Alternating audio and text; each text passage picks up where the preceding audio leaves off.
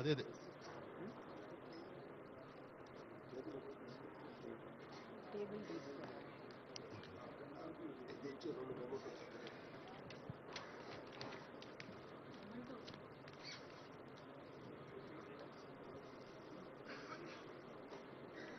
భారత రాజ్యాంగం భావ ప్రకటన శేక్స్పై స్మారకోపన్యాసం అవార్డు గ్రహీత పెద్దలు జస్టిస్ బి సుదర్శన్ రెడ్డి గారి ప్రసంగం వారి అమూల్యమైనటువంటి ప్రసంగాన్ని అందించాల్సిందిగా ఆహ్వానిస్తా ఉన్నాను.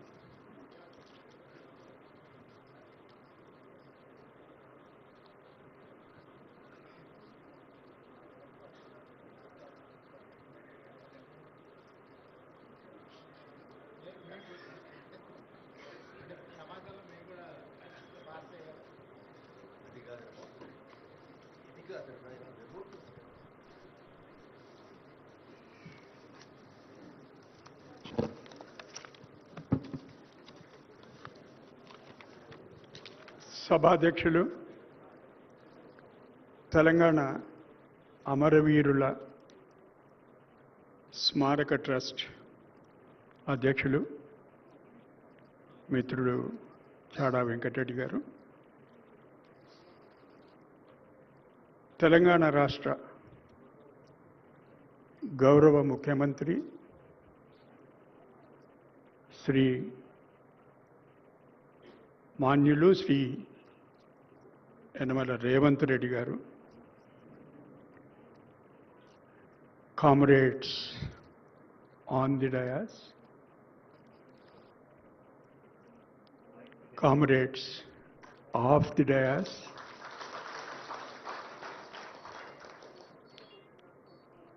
మిత్రులు, సోదర సోదరీమణులు, సభకు నమస్కారం.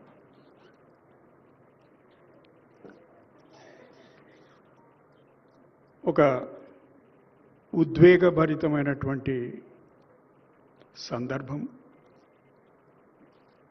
న్యాయవాద వృత్తిలో న్యాయమూర్తిగా ఉన్నప్పుడు, ప్రధాన న్యాయమూర్తిగా ఉన్నప్పుడు,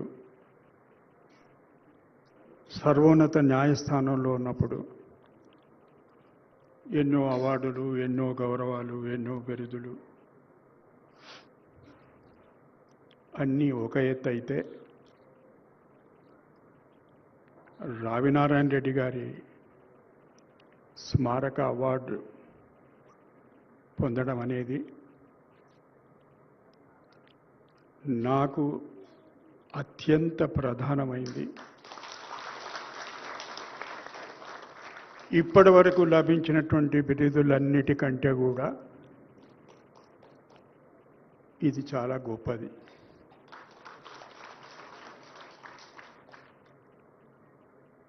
స్మారకోపన్యాసంలో కేవలం ఎవరి గౌరవార్థమైతే మనం ఆ ఉపన్యాసాన్ని ఇస్తామో వారి గురించే కాకుండా ఏదన్నా ఒక విషయం మీద మాట్లాడాల్సినటువంటి సందర్భం. అయితే మిత్రులు అందరూ మన్నించాల్సింది ఏమిటంటే, స్మారకోపన్యాసం అనేది రాతపూర్వకంగా ఉండాలి. ఎందుకంటే అది రికార్డులో ఉంటుంది. కొన్ని అంటే నా పరిధిలో లేని కొన్ని కారణాల వల్ల అది పూర్తిగా రాతపూర్వకంగా సాధ్యపడలేదు. కాకపోతే కొంత నోట్స్ మాత్రం నిన్న కూర్చొని రాసుకోవడం జరిగింది. ముఖ్యమంత్రి గారి సమయం, గత కొన్ని రోజులుగా వారు హైదరాబాద్ నగరంలో లేరు. హార్వర్డ్ విశ్వవిద్యాలయానికి చదువుకోవడానికి పోయినరు. మన అదృష్టం మళ్ళీ తిరిగి వచ్చిండ్రు. హార్వర్డ్ అంటే అక్కడికి పోతే రాబుద్ది కాదు, అది చదువుకొని మళ్ళీ వచ్చిండ్రు మనకు ముఖ్యమంత్రి గారు. వారిని నేను ఇక్కడికి వచ్చే ముందు అడిగినాను, ఎంతసేపు ఉంటారు మీరు అంటే, మీరు ఎంతసేపు ఉండమంటే అంతసేపు ఉంటాం. కానీ నాకు కూడా విచక్షణ అనేది ఒకటి ఉంటుంది కదా. అందుకొరకు ఎక్కువ సమయం తీసుకోకుండా ఒకటి రెండు విషయాలు ప్రస్తావించి నా ఉపన్యాసం ముగిస్తాను. రావినారాయణ రెడ్డి గారు ఒక యుగ పురుషుడు, నిత్య చైతన్య స్ఫూర్తి కలిగినటువంటి నాయకుడు, విప్లవ వీరుడు. నమ్మన సిద్ధాంతం కొరకు ఆస్తిపాస్తులే కాకుండా జీవితాన్ని కూడా త్యాగం చేసినటువంటి త్యాగధనుడు.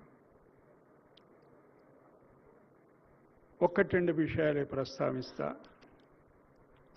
ఆయన రూపొందించినటువంటి ఒక డాక్యుమెంట్, ఒక పత్రం పేరు వినపడుతుందా? ఇప్పుడు వినపడుతుందా అందరి? నగ్న సత్యం, తెలంగాణ నగ్న సత్యం.